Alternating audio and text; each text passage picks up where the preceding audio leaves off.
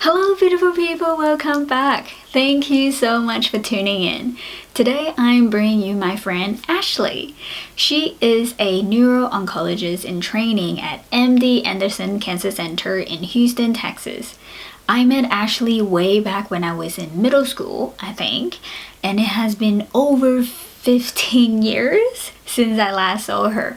I know, time flies. I am so happy to have her on, for her to share her knowledge, for her to share about what is going on at wherever she's at, but more importantly, for her to share about how we as an individual can look after ourselves and other people. So, enjoy! First of all, thank you so much for sparing time for me. And I am so happy to see your face after more than 15 years, I would say. I know. It's been such a long time, and it's so surreal but amazing to be able to see your face. I love that we're using things like Zoom now more, because then it's just like, oh, you can catch up after a very long time, which is amazing. Yes, I love it. Oh my God, you know what? I feel like maybe this is how exercise people should catch up. I think we should propose it. We should propose like a reunion, because don't most high schools have like a 10-year reunion anyway? We missed that.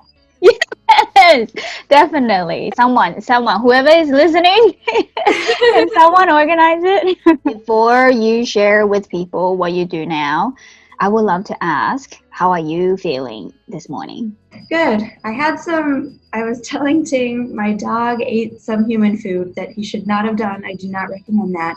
So had to take care of him for a second. But aside from that, having a good morning. And I think he is too now. He's off playing upstairs. So I think he's feeling okay.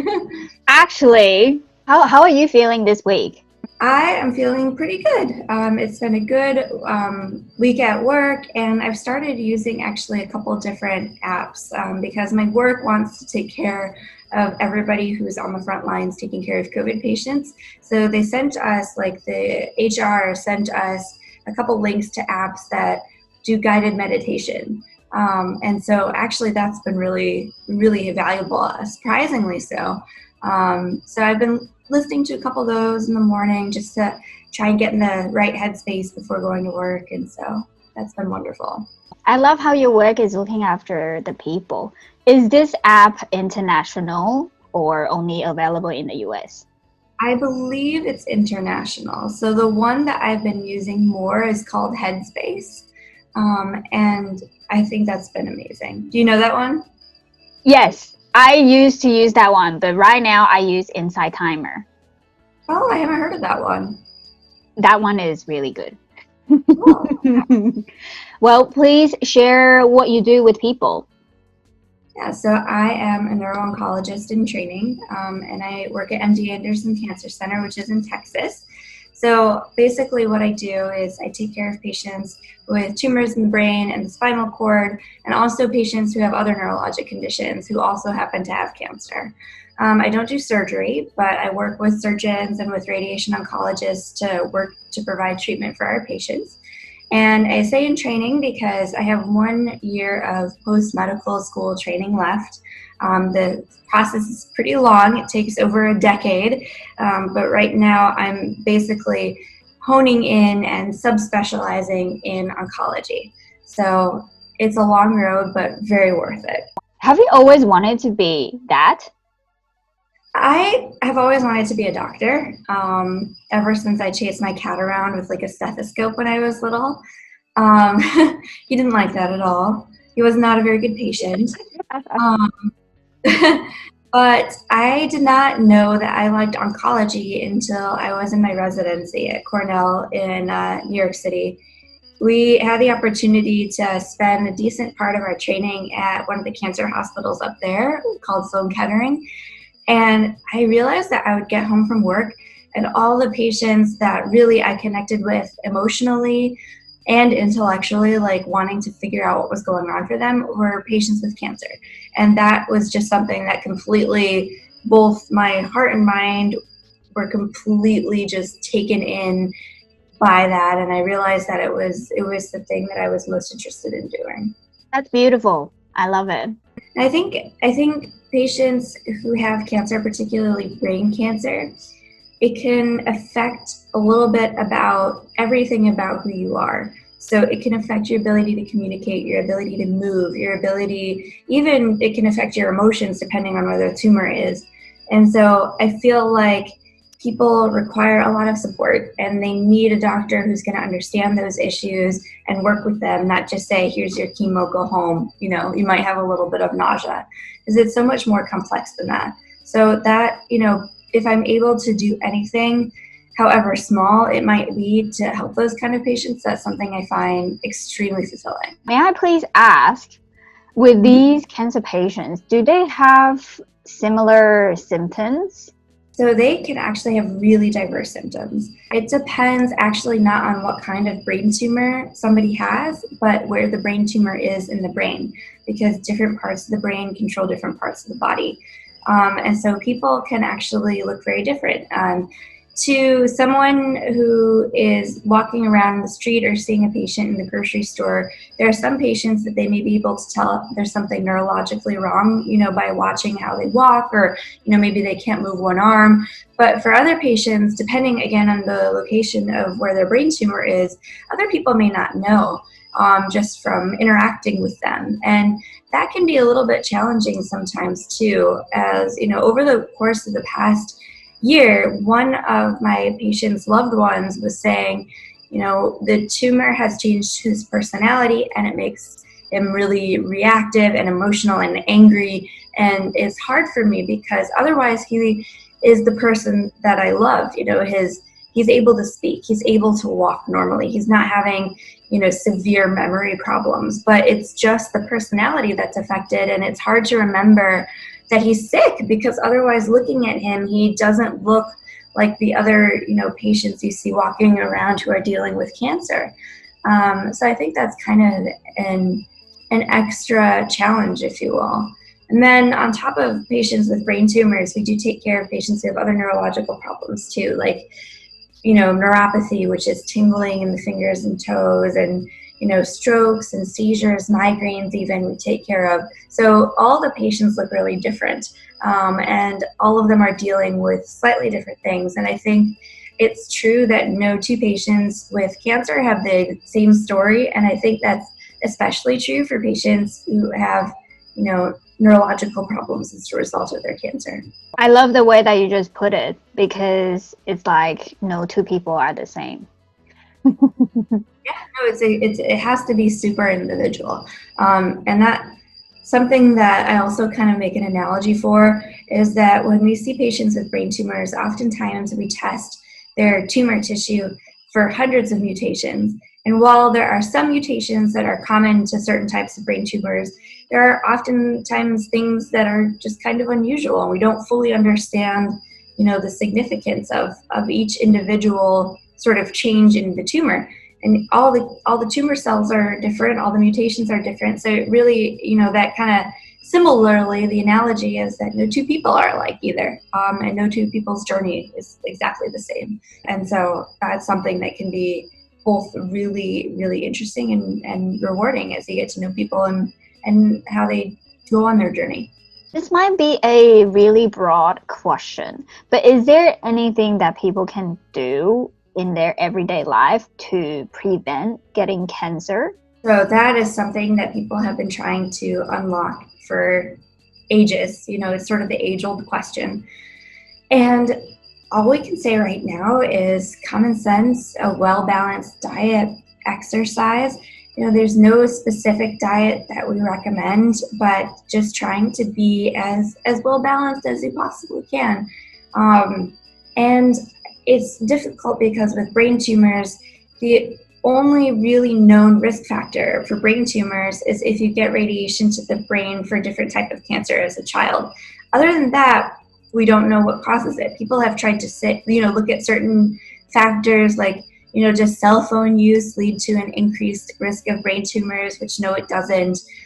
So there's a lot of different things that people are exploring, but really the best thing that you can do is try to take care of your body in general. And, you know, there's no magic pill or dietary supplement that can prevent cancer. But hopefully, you know, with continued research, someday we'll find ways to prevent it. Okay, well, would you mind sharing with people how is the situation with COVID at wherever you are? The United States is all over the news because COVID spread here is sort of uncontrolled, yeah. And particularly in the state of Texas, which is where I am, also it's very much a hotspot and it's spreading like wildfire. So as of earlier this week, there were over 27,000 cases in the city that I live in, Houston, and there were over 10,000 hospitalized patients, which is absolutely absurd to think about. I'd say that in some ways, Houston, my city, is lucky because we actually have kind of a city within a city. It's home to the Texas Medical Center, and that is comprised of over 21 different hospitals. So it's such a big group of hospitals that it has its own fire department, its own mailing zip code, its own police department. But even that large group of hospitals is nearing capacity and at risk of becoming overwhelmed. And it's not only a matter of hospital bed availability, but with each hospital bed, it comes with a bunch of other resources. So all the nurses and doctors that take care of that patient in that bed and all the medications that they need. And so in a lot of senses, we're kind of at risk of being stretched to capacity. And there's actually some thought among scientists that maybe there's a strain in Houston that is more easily spread from person to person. So that may be one factor. And then also people not social distancing or wearing masks, I think that also contributed maybe to the spread here. The local Houston government didn't want too many restrictions on what people were doing because they wanted to protect the economy and, not force businesses to close for longer than they needed to, which is certainly understandable. But I think the other side of things is that maybe people got a little bit too comfortable without doing certain precautions to protect against coronavirus spread. And so now we're kind of having to play catch up. So it's a difficult virus, especially because it spreads so quickly because people can have no symptoms when they're infected. And now there aren't that many metrics that we can go by to look at a patient and say, yes, this patient's going to do well, or yes, or no, this patient's not. We have trouble predicting who's going to have mild or no symptoms and which ones are going to become disastrously sick. So I think that that's, another thing that makes things difficult. But we've seen different leadership strategies during the pandemic, and we've seen some that work and we've seen some that don't work. So I think, New Zealand earlier this week was celebrating being completely virus free, which is incredible. So I think we're going to have to see, at least where I live, some changes to public policy to try to mitigate the spread a little bit. Yes, that is just crazy numbers. And can I just say thank you to all the medical care helpers. Everyone is honestly doing such an amazing job. And yeah, thank you so much. So in saying that, how do you think everyone can take care of themselves while taking care of other people? So I would say if you can practice social distancing, do that. So, if you can stay home, stay home. If you can't stay home for work, go to work, wash your hands frequently, wear a mask. There are some people that are mentioning that wearing a mask is uncomfortable. I feel like it's kind of a social responsibility to take care of others and do your best and try to wear it unless you have a legitimate respiratory problem where you can't absolutely wear a mask at all. And then if you can't wear a mask, you can still socially distance and again, practice proper hand hygiene, washing your hands. I think aside from that, the most important thing people can do is listen to scientists. Scientists and doctors are like everybody. There are some good ones and some bad ones, and I think sometimes people think that, there's some ulterior motive on behalf of scientists and the reason that they say what they do. But I would say, on the whole, the vast majority of scientists are doing their best to legitimately try to understand this virus. And even though the scientific process can sometimes lead us down, certain conclusions that later we find are maybe not the full story, I think we got to have faith in the process. And, there are men and women just like you who want to stop the virus. I also think it's really important to try to be compassionate to each other and understand each other, because people are all dealing with different struggles as a result of the virus. I think just empathy can bridge a lot of gaps in terms of understanding and help us feel connected to one another, even though we might physically have to be apart. Thank you so much for, I would say, illustrate that for many more people, because I think in general, people don't really understand how long it may take to find cure, or just we need to do tests for things to be proven. So yeah, just be patient and also watch out what you read. Yes, yeah, that's absolutely both of those things. Very good advice. I know it's very hard to do in practice. It's easy to say it, but it's hard to do it. But I really agree with you that those are the most important things, because there's a lot of false information being spread almost as quickly as the virus. And so really, it's important, like you said, to watch what you read and where you're getting information from. And because you work with people who have cancer, how do you think we can help those who are in the vulnerable situation? So I am so glad that you asked that, because the hardest thing for me to see these days is that as a result of the surge in the city where I live and kind of the rampant spread of the virus, we're having to postpone some non-emergency surgeries. And even though they were not emergency surgeries, these are surgeries that patients with cancer really need, and seeing the patients have to wait as a result of that, or for example, because the virus is spread everywhere, we're limiting visitors to the hospital. Most hospitals are doing that. So, if the patient gets admitted to the hospital and they're very sick, their loved one can't be with them. And so, I see all these sort of downstream effects on people who are really vulnerable. And I think the best way that we can help those people is to, again, you do the things that we just talked about. Wash your hands, try to stay home. I think I see this kind of very stark difference between, some people who are like, I am tired of socially distancing and I want to go to the nail salon and get my nails done. And I can understand that. But on the other hand, if you go and you get sick and the virus spreads to a whole bunch of other people, that might be another week that patients with cancer can't get the surgery they need. And so I don't think that that's that obvious to people, but it is a factor that I think people should consider. And I also see that some patients who are worried that they have vulnerable immune systems from cancer or from other conditions, they're not coming to the emergency room when they need to, like if they're having a stroke or a heart attack, because they're afraid that if they go to the ER and there's so many people in the ER with the coronavirus, they might get sick there. And so these are all things that I think to people outside of medicine, it may not be intuitive, it may not occur, but it's stuff that we see. So really everybody doing their part to prevent the spread of the virus is so important. Yeah, that is so true. And I feel like the 2 points that you said, I just really want to encourage people to be more selfless right now. And it is a good time for everyone to just step back a little bit and think about the greater community and just think about the future. I know it might be hard, but just take a step back and be like, okay, you know what? This too shall pass. And what kind of future would you like to see?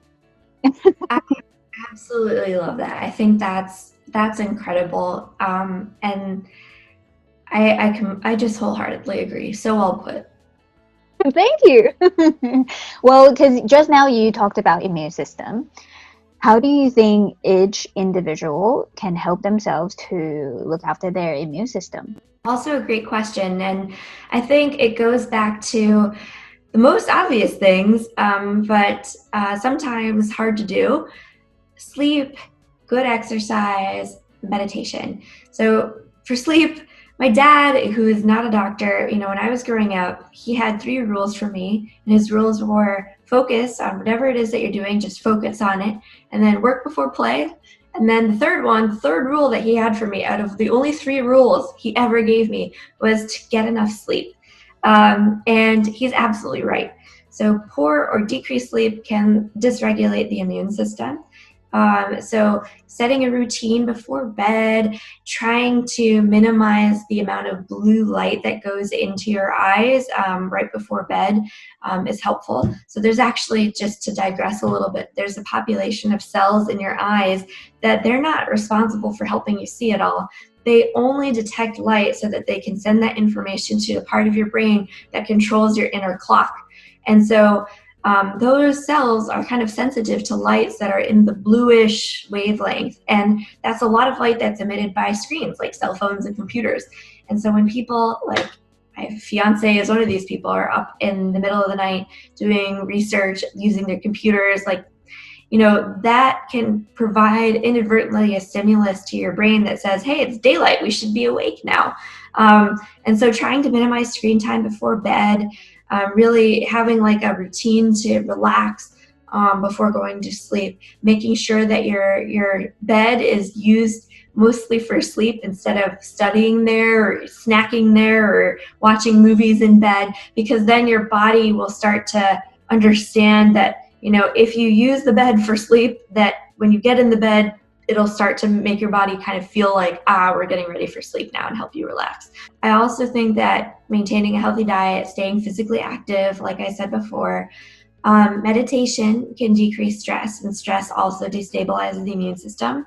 So yeah, I think, like with preventing cancer, there's no magic pill, and there are some people who like to make you believe that there's just an easy step where you can live however you want to live, sleep however you want to sleep, eat whatever junk food you want to eat, and still, have a perfect immune system. And I think we know that there's just no shortcuts, at least not yet.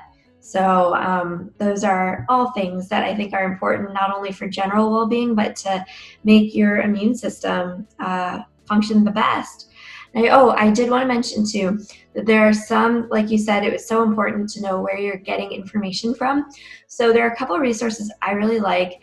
One of them is from Memorial Sloan Kettering, the cancer hospital that I rotated at when I was in residency in New York. If you Google MSK About Herbs, they have this wonderful resource which talks about different vitamins, supplements, other things that people often want more information about, like, does ginger and turmeric help the immune system?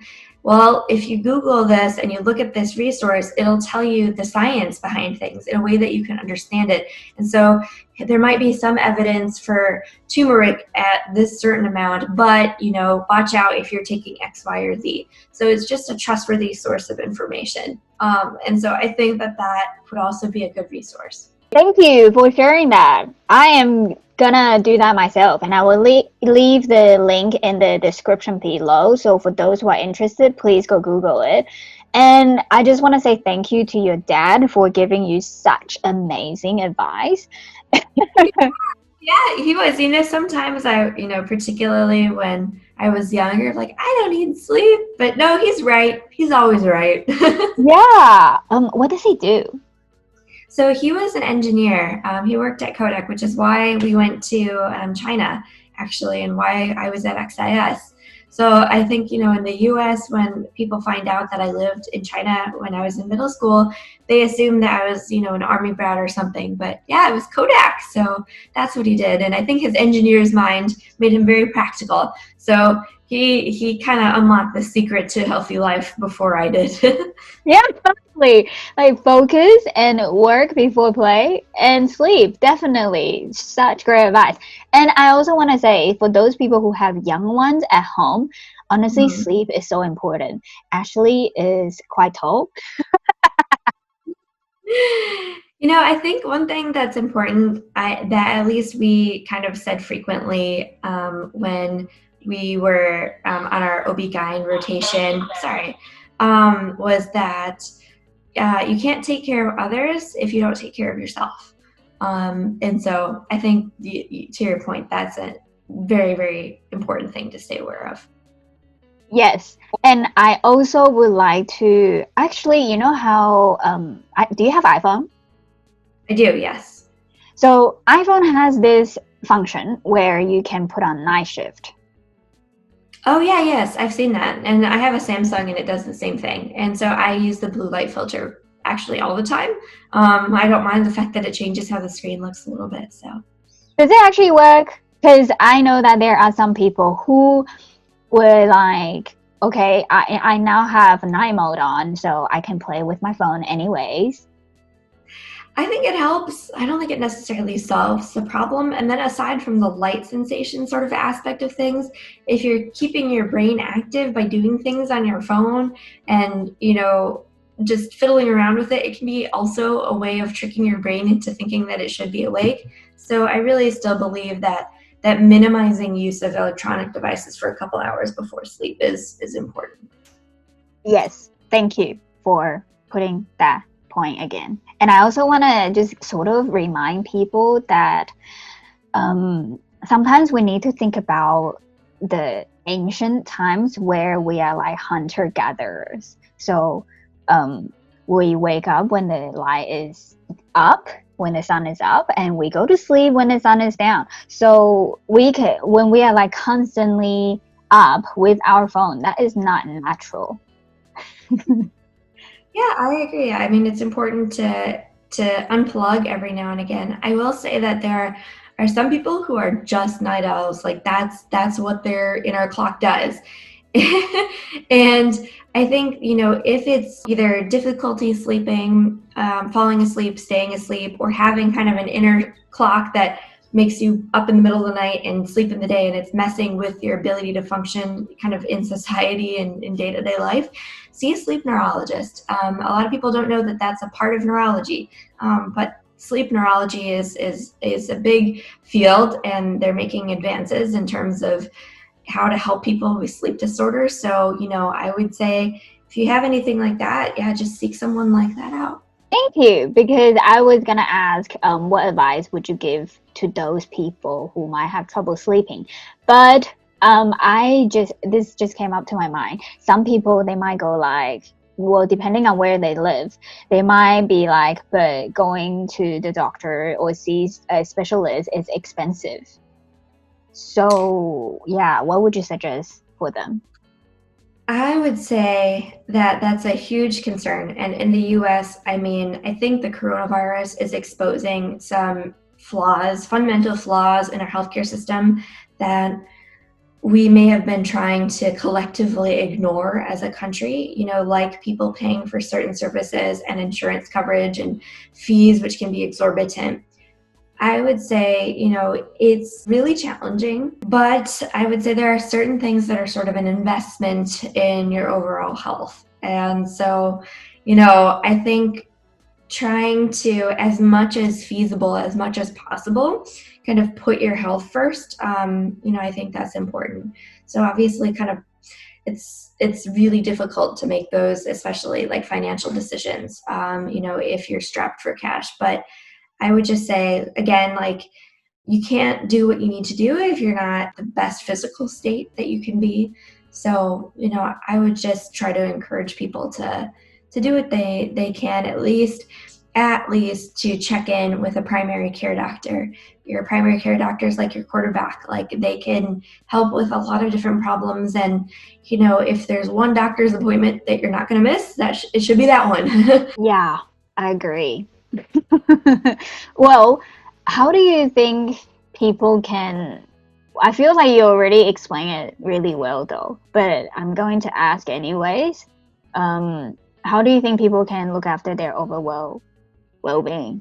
I think that honestly, trying to, I'm a huge proponent. So even if we don't have a magic sort of thing to prevent cancer or to, fix your immune system and make it perfect, there are some tried and true strategies to really put your body in the best position it possibly can be to deal with challenges.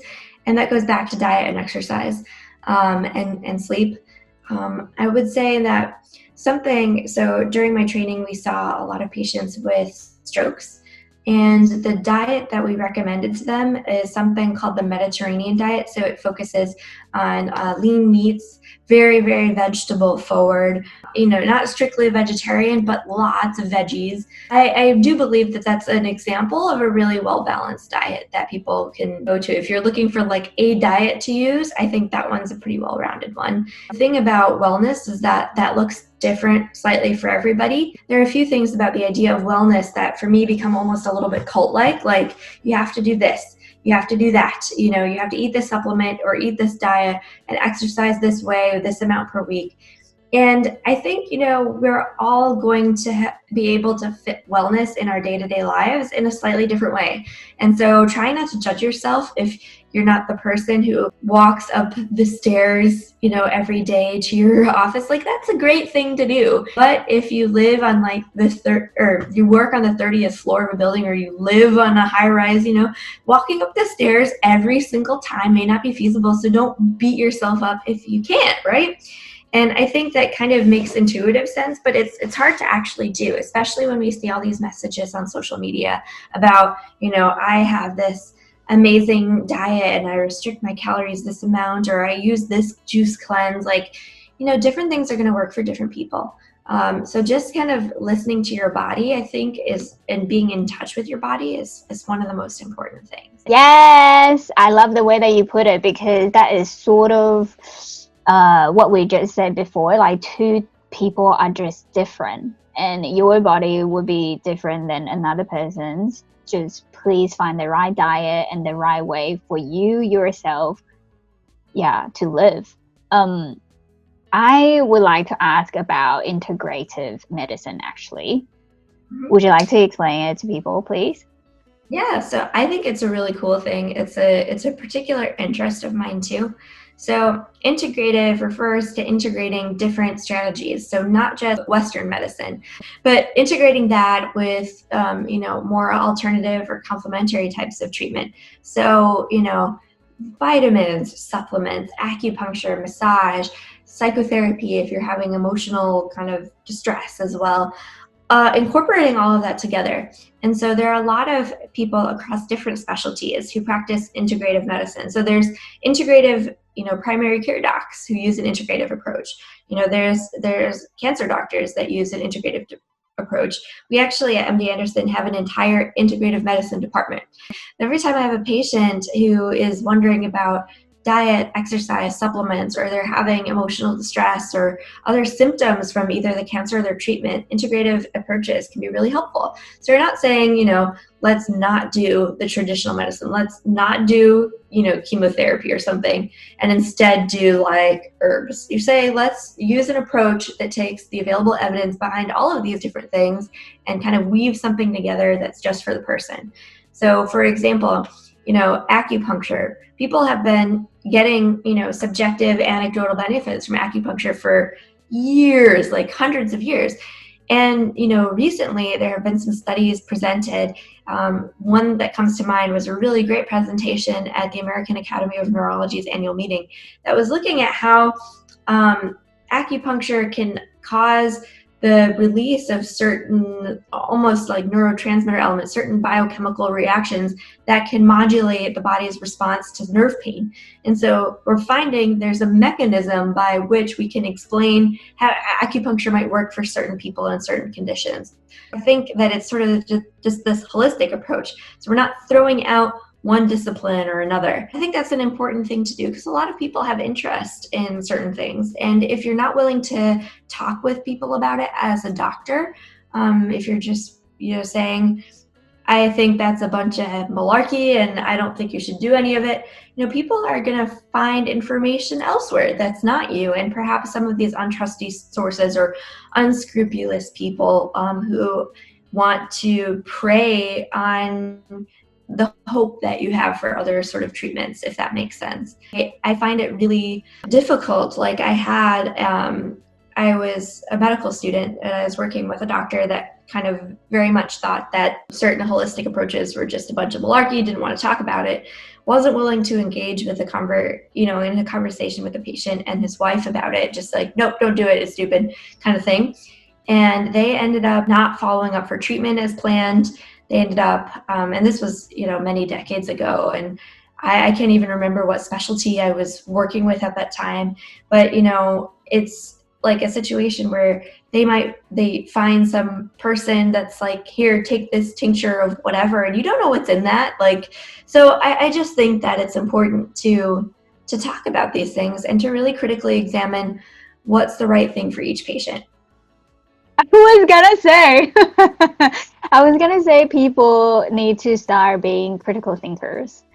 Mm-hmm. Yeah, I get that it's so easy to just believe the first thing that you see, but please do some research. And if you really want to find a diet, I really want you to think about your intention. If you want to lose weight, then okay, speak to someone who can help you. If you want to help your health, well, again, speak to a specialist. Don't just follow whatever you believe, please. I think that's true, and I think that it's important to. And I'm trying to think of the right way to say it. I think it's important to know that not everybody does have the best intentions, and so you really do have to ask around. If something sounds too good to be true, it probably is, and don't be afraid to seek second opinions. And not just of doctors, but for example, if you're seeing a chiropractor that says they could fix your heart attack with chiropractor stuff, ask a different chiropractor if that's true. You just ask for different opinions, and really make sure that you're getting the true story. Yes, that is so funny. Can you imagine? So many crazy things. Like, I've seen some chiropractors that are so responsible, like that they are just like, this is what I do. I do chiropractic manipulation of your joints to help with joint pain or joint issues, and to help with flexibility and mobility. Like, that's what I do. I follow the evidence in my training, and that's how I help people. But for example, there are other chiropractors that operate everywhere, that are like, I can fix your heart attack, I can cure your cancer, I can do X, Y, and Z. And it is so painful to me when people do that, instead of following up with a medical doctor. And that's why I think an integrative approach is best, where you approach things from a normal medicine side of things, approach things, if you're interested in other therapies, have a conversation about that. But yeah, just be wary of the snake oil salesmen, because they're everywhere. They really Yes, are. yes, you're right. And I also just want to remind people, actually, not remind, but is remind a right word? But yeah, like I know that we have been trained for decades that you need to get instant gratification, or if you want to lose weight, it needs to be next week, or if you want to be healthy, it needs to be next day. Please, like, you need to have faith and need to have patience. You need to just slow down a little bit, please. And now is honestly the perfect time for you to learn that. It's really true. And that's been the case for me during this whole pandemic, because our work hours change, and then on research days I used to go into the hospital, and now we're encouraged to stay at home. Being at home, it just sort of reminds me, hey, if you're working for 3 hours on a certain project, take a step up. And for me, I like to take a break with doing either yoga or meditation or playing with the puppy, and not giving him human food, because you should never do that. So those are things that are helpful for me to remind me to take a break and really be mindful. And I think that brings me to like one thing that I think is super important. Even if you don't have the luxury to sit down for like 20 minutes or an hour, do some meditation, that you can incorporate aspects of that into your daily routine. For example, a mindfulness exercise that you can do is, if you're making a cup of coffee or tea, really remind yourself to, what does it smell like? How does the warmth of the cup of coffee feel in your hands? Think about the taste and really savor it. And that can all kind of help you slow down a little bit and really take that mental break that so many of us need, but don't often get. And I also find that helps with me with my diet as well. Because I have to say, during residency, we're so busy. Like you're working over 80 hours a week, many weeks. You oftentimes don't have to have time to get good food. I mean, as a resident, there are some days where honestly, I know it's very TMI, but sometimes people don't pee for almost the whole day because they're just doing stuff. They're busy. So they don't listen to their body, they ignore it, and they hold it in for hours. And, people aren't getting enough sleep. But going back to eating, there are so many days that I was having a very busy day in the hospital and I didn't sit down to eat. So I would grab something from the cafeteria and I would go to the next patient that I needed to see, and in the hallway be just shoveling in, I would get like a slice of pizza because I could carry it and it was fast. So I had this big greasy slice of pizza and I was in the stairwell going to see the next patient and just like cramming the pizza in because I needed the calories. I needed cheap energy to continue moving throughout the day. But the problem was that once I was no longer in that situation and I was having better work hours, I have time to sit down and eat a meal now. When I first got out of residency, I was still shoveling. I wasn't taking the time to taste the food, to even enjoy the food. And I think that reminding myself to be more mindful about things has helped me, honestly, not eat more than I needed. Like I was able to actually get satisfaction from what I was eating and feel not hungry and enjoy, if I'm going to eat pizza, enjoy the taste of the pizza, not just like really just cram it in there and move on to the next thing. And so I think there can be a lot of benefits from incorporating little mindfulness moments into your day, if you will. And I just want to say I'm so happy that now you have time to enjoy your food. And in the future, when you do need to go back to that routine, I hope that you have healthy nuts on you so you can nibble on nuts.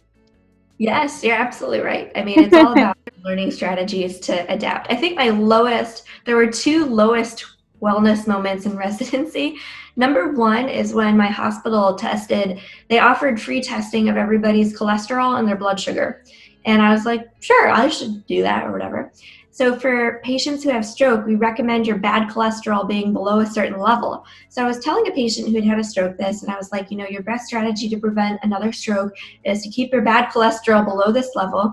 And they were like, so what's your cholesterol? And I was like, well, it's actually nearly double what yours is, but you're the one who had a stroke. So and I felt like, oh God, I've been exposed. Like I am purporting to tell people how they should be healthy and I'm not taking care of myself. So that was a low point. The other low point was when I saw the chair of the neurosurgery department in the stairwell with my pizza one day. And she just gave me this utter look of disgust. Like, what are you doing? So I feel like both those things were kind of a wake up call for me, and I think in the future, knowing what I do now, it'll be easier for me to do strategies like you recommended. Have healthy nuts on you. If you can prep your meals in advance for the week, do that. Even if you have to go, for my case, you have to go to the hospital cafeteria. There are things next to the pizza which are healthier options. Like just consider those, So I think you made an excellent point. Thank you, because like you said, you need to take care of yourself first, and then you can take care of other people. You know how you were saying you were doing research? Would you mind sharing what neurological manifestation is? Yeah, absolutely.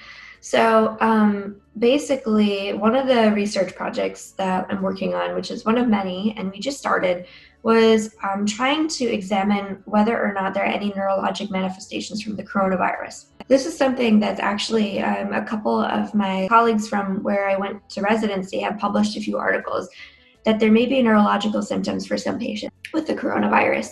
And these symptoms can range from either nerve issues to confusion to headaches, muscle pains, and there may be an association as well with stroke. And so something that I recently sort of became interested in was seeing whether or not there are neurologic manifestations of the coronavirus, and particularly whether or not patients with cancer might be more predisposed to them. And so neurologic manifestation kind of refers to any neurological sort of symptom. And so that's something that we're going to try to leverage the data sets that we have available from the patients we've been taking care of to answer that question and to answer those questions. But some preliminary reports, both out of China and Italy, and then more recently out of the US, suggest that for some patients, again, we don't know what is a risk factor for this or not, that you can have neurological system involvement. And another thing that I've been thinking about a lot lately is whether or not after people have recovered from viral infection, whether there's going to be any long-term neurological manifestations. And that is a hard question to answer. There are some viruses that we know may confer an increased risk of autoimmune diseases later in life. One thing that's actually, I want to be very careful how to say this because it's not the same coronavirus, but the word coronaviruses refers to this family of viruses, and there's many different types.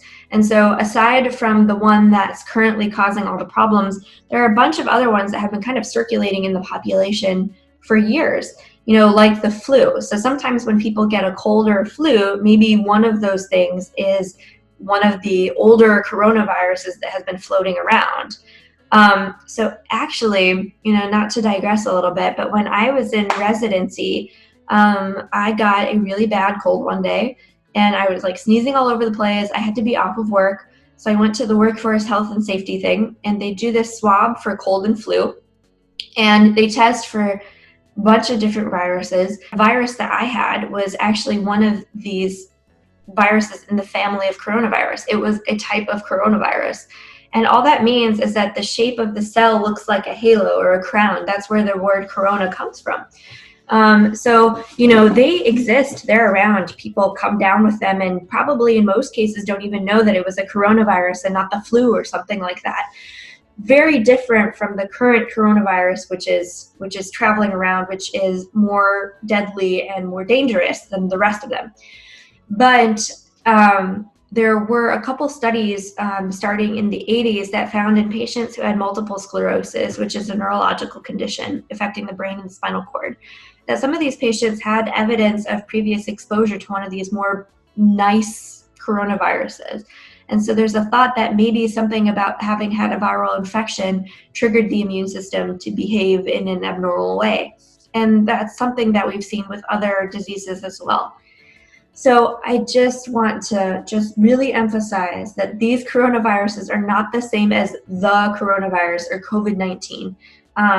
COVID-19 it belongs to that family because it does look like a little ball with a crown of spikes on it. So it counts as a coronavirus based on that definition and that it's genetically related to the other coronaviruses, but it's a whole different animal. And so we don't know what to expect long term. But just to bring up that example that in some cases, exposure to a virus can lead to, or maybe increase your risk of certain things later in life. And that's something we don't fully understand. We haven't fully clarified it. And I think in particular for this virus, it'll be really interesting to see whether or not there are any long-term things. But I don't want to worry people prematurely. Like, we're dealing with what we're dealing with now. Not everybody has to think about what might happen like 20 or 30 years from now. But it's just something that as scientists, I think we have to think about so that we can be prepared and, we can, if problems happen later, address them. So I really don't want to be an alarmist or spread any, worry about that. But you're just sharing information. That's just a question that I want to answer. And so we won't know probably for a while whether or not there are neurological manifestations either now or decades from now. But an important question to ask, I think. Yeah, I will leave the research that you share with me in the description as well. Can I please be honest? Because when I saw the two words together, that is totally not what I thought it was. Oh! And also, actually, the way that you brought it up about the corona family, I used to have Netflix, and there is this episode, there's this thing on Netflix that people can watch. It's actually explaining about corona. Do you have Netflix? I do. I haven't watched it, but I've heard of it. Do you know what I'm talking about? Yeah. I've heard that there's like a thing that explains it. Yeah. I personally watched it, but Sorry, I don't remember the name. Anyway, so when I first saw the two words neurological manifestation, I thought it meant like whatever you think in your head, you are going to manifest. yeah. No. I completely understand why you would think that. That's just that's funny though. But I don't want to discount that, because that's an important thing too. Not only mindfulness, but also setting an intention. Because I do think, you can't cure yourself of a disease with positive thinking. Like, we know that things don't manifest just because you think them in that way. But we do know that outlook and positivity can have an effect on outcomes as well. And, I think there is something to being, I guess, going back to what my dad said, being focused on what you want and setting that intention. I do think that if you approach things from a certain point of view, you'll be more likely to take actions that'll make them come to pass. Like, if you're optimistic about, I can't think of a good example, but if you're, thinking, yeah, if you're not working right now, but, I'm applying for a job, I'm going to get the job. If you're thinking that way and you're thinking positively, I do think that it'll manifest itself in a way, because you're going to be more confident in your job interview. You're going to be energized and, yeah, I'm going to get the job. I'm going to be thinking about all these ideas, and you'll leave a good impression on the job interviewer and that kind of thing. So that's what I mean, that I do think in a sort of indirect way, outlook and your mind and what you want, your intention, I think it does translate out into the world at large. Maybe not, we're not all genies and we can't make, a gold treasure appear out of the air. So things don't manifest in that way, but in an indirect way, I think they do. And that's just my personal sort of belief. Yeah. I believe the same thing as well, because I honestly believe what you focus on is what you get more. Also, what you said before, how you don't want to worry people about what may happen in 20 years' time. I just sort of want to remind people how right now, please just focus on what you can control. Like, some things you can't control, so just focus on what you can control. Otherwise, you're going to stress yourself out. That's really true. And that's something I struggle with too. And I'm very lucky to have, my parents and my fiance remind me, do what you can, focus on what you can do. And I think, you bring up something that's, I think, really important, that there's not just an epidemic or pandemic of coronavirus. I think there's also a pandemic of mental health struggles, and whether or not that's anxiety, depression, feeling alienated, or other things, I think that's also spreading just as quickly as the virus itself. And I would really encourage people to seek help if you're dealing with symptoms of anxiety and depression. If you're having thoughts of hopelessness or of harming yourself or others, there are hotlines in every country that you can call. And, maybe Ting, you might want to put something, because I know for here, there's the National Suicide Prevention Hotline. In each country, they might have their own thing, but really it's important for you to reach out, because a lot of people are struggling with, the weight of everything that's happening, and even just grieving too, whether or not that's grieving, a loved one, or grieving the loss of your job, or grieving the loss of like your normal daily routine, or if you're planning a wedding and you can't have the wedding the way that you wanted. Like, not to say all those things are equivalent in any way, they're not, but I think that everybody in one way or another is mourning the loss of something, because the coronavirus has impacted everyone's day-to-day life. And so I think giving yourself that space to acknowledge what you're feeling and to seek out help from others if you need it, even if we have to physically distance. That shouldn't necessarily mean being isolated from others, and there are ways to connect. I think that's really, yeah, like this. Exactly. So I think that's so important, and please don't neglect your emotional well-being, because that is being affected, I think, a little bit for everyone. That reminded me, that makes me want to say something that Dr. Daniel Amen kept on saying, how we shouldn't look at mental health.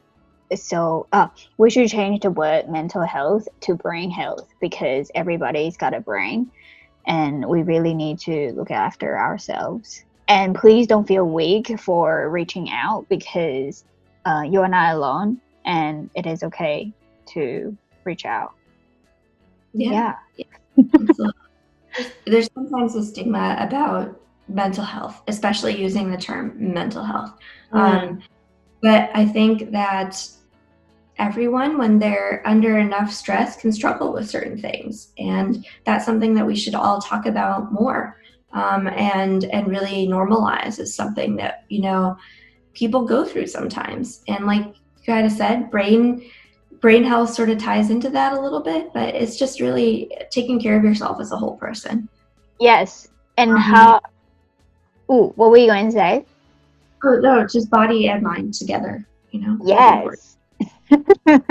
Well, from what I know, from what you have mentioned, the way that you are taking care of yourself is being mindful. By the way, I was actually talking to my yoga teacher, and I just want those who are listening and watching to just be mindful with literally every little thing that you're doing. And the example that I gave was, even when you're doing a number 2 in the toilet, you can be mindful doing that as well. Be mindful doing anything. And honestly, I think it's important to be in touch with your body, and you gradually learn to start listening again to your body and what it needs. Yeah. So what are you doing daily to help yourself to be in touch with your body? So something that I really like, well, I've been trying to do yoga, but to be honest, I don't do it daily, and trying to forgive myself for that is something that I have to keep working on, because I think I'm generally this person that if I don't do it, I'm like, oh, I'm not being well. But that kind of goes back to what I was saying earlier, that you got to forgive yourself sometimes for that. But something I also like to do is I go on walks when I'm working from home with my dog pretty frequently. Let me tell you something. If you have trouble recognizing what living in the moment feels like or looks like, just look at a dog, because they are in the moment. They're not worried about the past. They're not worried about the future. They're just enjoying the moment. And so going for a walk and enjoying nature, particularly with this creature that he's so cute. He's just like, chasing a lizard. Or he, at one thing that was really striking to me once, and it's such a small moment, but it kind of did stick with me, is that he was outside and I was trying to get him to walk, because I was like, we're going for a walk, we need to walk. And he sat at the edge of this pond, and he just sat there for no apparent reason. And he kind of he sighed. There were some birds. He looked at the birds. He looked out over the pond. And I was like, this like animal is like, he's just enjoying this moment. Why can't I do that? I should do that too. So I sat down next to him at the edge of the pond, and I listened to the sound of the birds, and I felt the breeze, and I appreciated the mist that was coming off the fountain in the pond.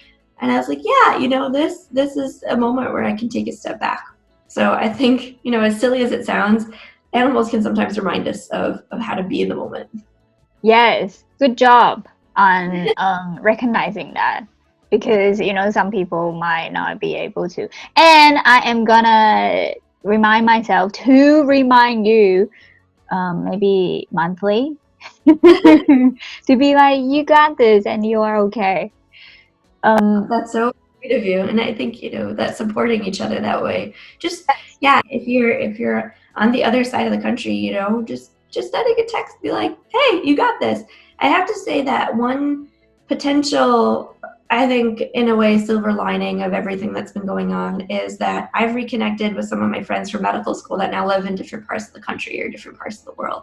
And we check in with each other. And even if you can't dedicate like an hour to a Zoom call or something, just being like, hey, we're in this together. It's Totally. so valuable. That's such a sweet thing to do.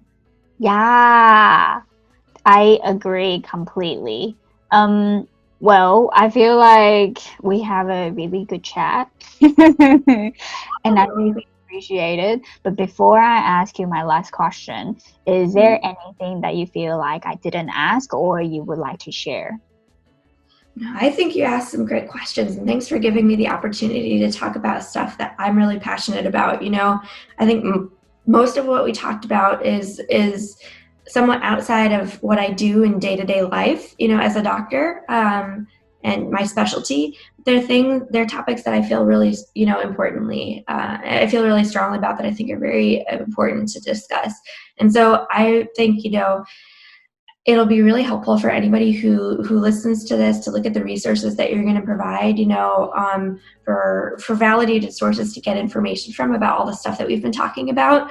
Because I really, if I leave anybody, with one takeaway, it would be, that, well, maybe two takeaways. Number one, forgive yourself and forgive others, because this is a really hard time. And number two, where you get information matters. Those are my two things. And so, yeah, I just really appreciate the opportunity to chat with you about these things, and also to catch up, because it's been so long since I've seen your pretty face. So that's nice. Right back at you.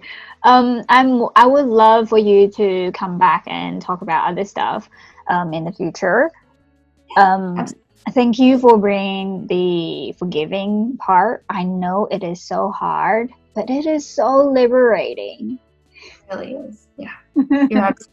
It can be difficult, and that's why we have to help each other. Yes, I agree. Well, my last question for you is, how do you think we can be there for each other in general? In general, I think that, again, checking in with friends and family, however you can, just to remind them that you're thinking of them, that's meaningful. I think, like you said, thinking of your community when you take certain precautions to prevent the spread of the coronavirus, like remembering that washing your hands isn't just washing your hands for you, but kind of, washing your hands in a way for others, and helping to limit the spread of the virus might potentially really help someone who's vulnerable and needs it. And I think that one thing, like I alluded to earlier, is that we really need to empathize with each other. So, for example, I was at a grocery store a few months ago, and everybody was wearing a mask and respecting social distancing, except for one lady. And one lady was refusing to wear a mask, and she was screaming at the manager. And my initial impulse was to feel really angry at her and to be like, this idiot's not wearing a mask. She doesn't care about others. She's getting in this guy's face and yelling at him, and, she must be a bad person. And I kind of I forced myself to take a step back and be like, look, what's coming out, what I'm seeing is not all of who this person is.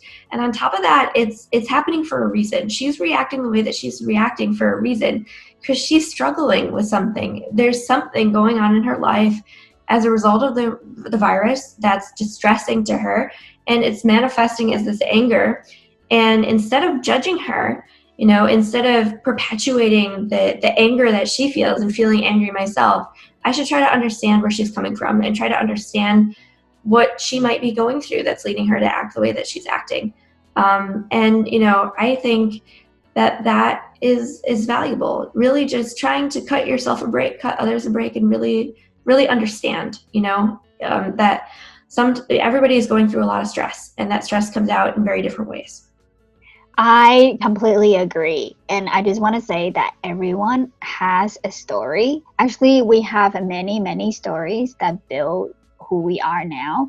And again, like if you start meditating, if you start being more mindful, you will have the space where you can give people more understanding. And before you judge other people, perhaps you can just take, honestly, just 3 seconds and be like, okay, we are all on a different journey. That's just be more input. What's the word? Emphasize? No, empathy. It's important. Yeah, there you go. Well, honestly, thank you so much. I'm so happy to see your face, and I cannot wait to one day really physically see you again. Yes, someday soon, hopefully. But Yes. it's been awesome talking to you. What did you enjoy the most about the interview? How are you really looking after your overall well-being? Are you doing your part to not just help yourself, but help the greater community? What is your overall well-being really is like? Share them with me. You know, like Ashely said, there's no magic pill where you can take and be immune to getting sick. But you know what you can do? You can look after your overall well-being and truly look after yourself. You have only got one life, you have only got one body, and the choice is yours. It is never too late to start. And I really hope today will be the day that you choose to really look after yourself so you can look after those around you. And please, please, please be mindful with every little thing that you do, because it's the little things that add up to a big milestone. Now don't forget to subscribe, click the thumbs up button if you have loved it, and share it with someone because you never know what they're going through. Now click here to learn more about well-being and self-development, or click here to listen to other people's stories. And remember, you're amazing and you're not alone. I'll see you in the next video.